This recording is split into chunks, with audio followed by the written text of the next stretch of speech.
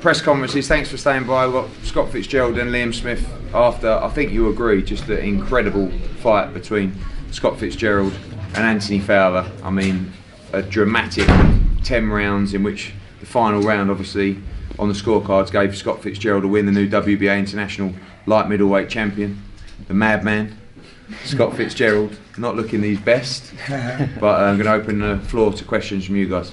Scott, were you surprised when you knocked Anthony Fowler down? You know, the first time I proper opened up, I feel like actually, and well, he caught me a couple of good shots in the ninth. You know, I showed I can take a good shot, and then, you know, in the corner going out before the last round, my dad said, you know, go and make something happen. So caught him with a lovely a right uppercut, I think, and then I just thought, oh, I can't miss this opportunity. So I've hit him with a good left hook, and he's gone down. So yeah, I was buzzing like. Do you think at all before any time you knocked him down you were behind on the cards? No, I felt like I'd been edging rounds. They were close, and I understand the rounds like that could have been going either way. So I felt like I was doing okay, and it could have been going to me, obviously, in his own side, but it doesn't really matter, does it? And I know the 10-8 round in the last, obviously, really helped me on the scorecards and got the win, so that's the main thing. Were you surprised at one of the judges' scorecards where they had Fowler winning quite convincingly? By 2 rounds, even though well, just wasn't bothered. I was just waiting to hear who he said won, and that was the main thing, you know what I mean? But yeah, I suppose so.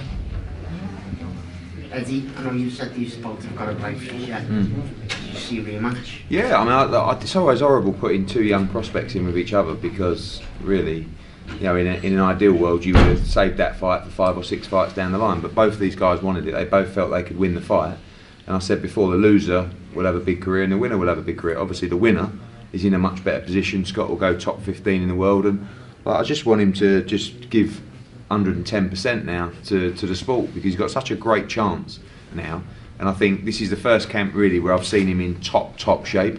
You know, obviously made 11 stone eventually once he took his pants off, but you know, you can't let these opportunities go really, because that's the key now, because no one really, you know, no one really gave him much of a chance in this fight. You know, he's a big outsider, he's come through, he sold over 800 tickets, that was personally to Preston. Plus what else came, so well over 1,000 came from Preston.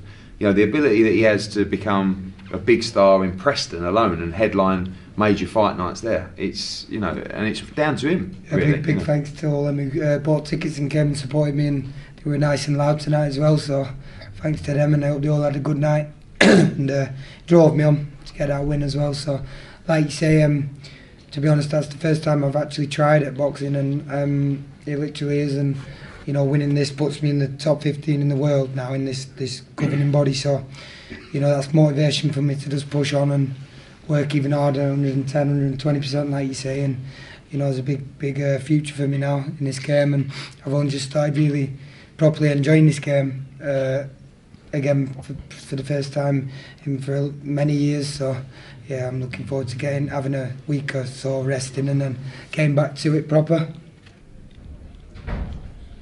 Scott, did you anticipate the crowd to be that favourable to you, considering that it was in Fowler's hometown, and how much of a factor did that play in the fight?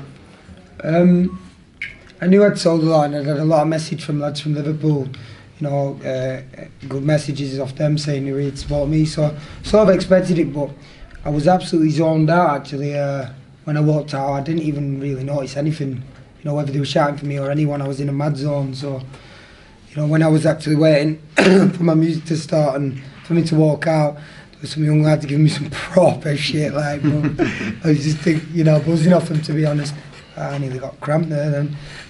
So I was just buzzing off them, actually just trying to just focus and forget about it. But, you know, it's what comes with the sport, innit? And yeah, it was a good crack.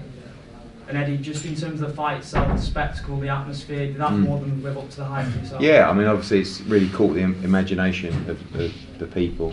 And again, like when you've got 2 sets of support, which always makes for a great atmosphere. And you know, I'm looking forward to seeing what's next. I don't know if you've busted your nose, have you, or not? I don't think so. I don't feel that bad. So, I mean, he'll be now mandated to fight Ted Cheeseman for the British title, which is a great fight.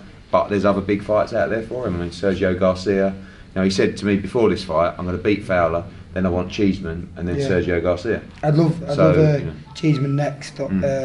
in the next, maybe 8 weeks, Yeah. 8 weeks Oh, plus steady, time. Yeah. steady. Oh. Yeah. 8 weeks. Yeah, but why not Shaking his head. yeah. Give me 2 weeks of chilling and then 8 weeks from then. Exactly. Hey Jenny. Exactly. Jenny. All right, guys. Round of applause. Great performance. Nice one. Thanks. Cheers. All right, mate.